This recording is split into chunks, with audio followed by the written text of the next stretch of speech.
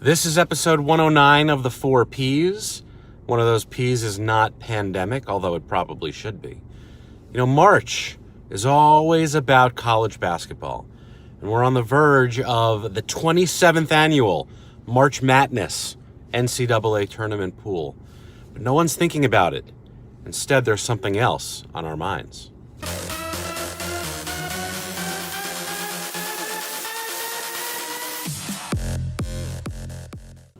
There is only one thing that is consuming the news media, consuming all conversations, and that is the coronavirus. We've been talking about it now for months, it feels like.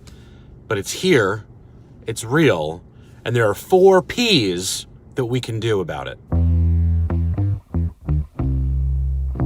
The coronavirus, COVID-19, is here. And you're probably wondering what practical thing I can possibly say, considering I've been leading the way on CV-related panic, at least on Facebook. Well, I live with a physician, and a very smart one. So I'm just going to paraphrase the things that she's told me over the last couple of days. First, that this is a rapidly evolving situation. Things are changing every day, and one thing is for certain, as many have said, that is, there are going to be a ton more positive test cases now that kits are out and tests are being completed. So we shouldn't be surprised by this, and this should not create more panic. But because of the panic buying, the protective gear is scarce. So many offices and doctors and hospitals are not going to actually be able to do the proper testing.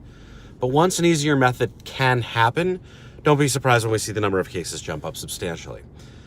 Also expect at some point in the near future that there's going to be a case in your town or in your school or at work. Remember, China went to great lengths by quarantining millions of people, and it's still already in like 110 countries. The U.S. has been painfully slow and behind in preparing to stop the spread. Very behind on mass testing. Although a quarantine does not completely stop the spread, it does slow it down. Italy has done this, and we'll see what happens. But this is the key. We need to stop the spread or slow it down so we have enough hospital beds for those who actually do get severely ill, which will be mostly people above the age of 60 and those with advanced health issues, right? So yes, my wife says to be concerned and prepared, but not to panic. It makes sense to stock up a little bit in case of a quarantine, but stop hoarding all the masks and cleaning supplies. Healthcare workers need them. I worry for her health because she's on the front lines, and she seriously should not have to worry whether or not there's going to be enough soap to wash her hands or wipes to sanitize exam tables in between patients. And I realize right now if your child has a high fever, it is still mostly likely that it's a flu and you want to go in and get tested. For that, coronavirus is going to impact all of us, and it already has. So 1, have 2 weeks of food, medical supplies in your house, medicines, etc., just in case the CDC does recommend a quarantine.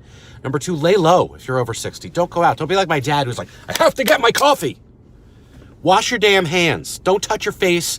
Cough into your elbow. If you're sick, stay the fuck home. Stay the fuck out of my way. Stay the fuck off my subway.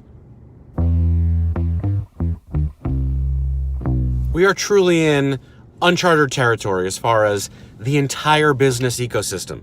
Not just in marketing and advertising, but the entire business chain of events and command, from manufacturing and supply chain distribution all the way to marketing and advertising.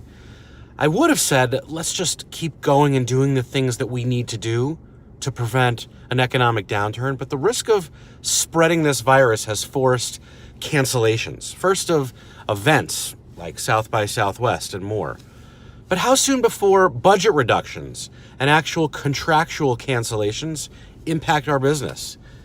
My hope is that we as an industry and we as an economy can hold strong. Do this for us, brand teams. We need your business. What was very recently a crowded Democratic race for the presidential primary candidacy has become a 2-horse race, and it's on the path to being decided much more quickly than most experts even predicted. Joe Biden, Bernie Sanders, they're still in the race, and there are big divisions that remain in the party that will need to be healed, but the biggest differences are in their policy beliefs around healthcare. But I may vote for the candidate who is most aggressive, not on expanding personal coverage, but the one who has a plan for expanding personal space. Right now, we need mandatory 10-foot halos around ourselves. That is personal health, and it's personal space. So reorganizing infrastructure, like public transportation, or the workforce and the business economy, to create personal space, that will show leadership. And last, something personal. While everyone has been freaking out about COVID-19, I was caught off guard and thrown for a loop with an entirely different ailment. This past weekend, I woke up with the worst sore throat and swelling and inability to even swallow. What was it? Something most adults don't even think about. Tonsillitis. I risked it and went to urgent care just to be sure that I did not have the coronavirus or the flu.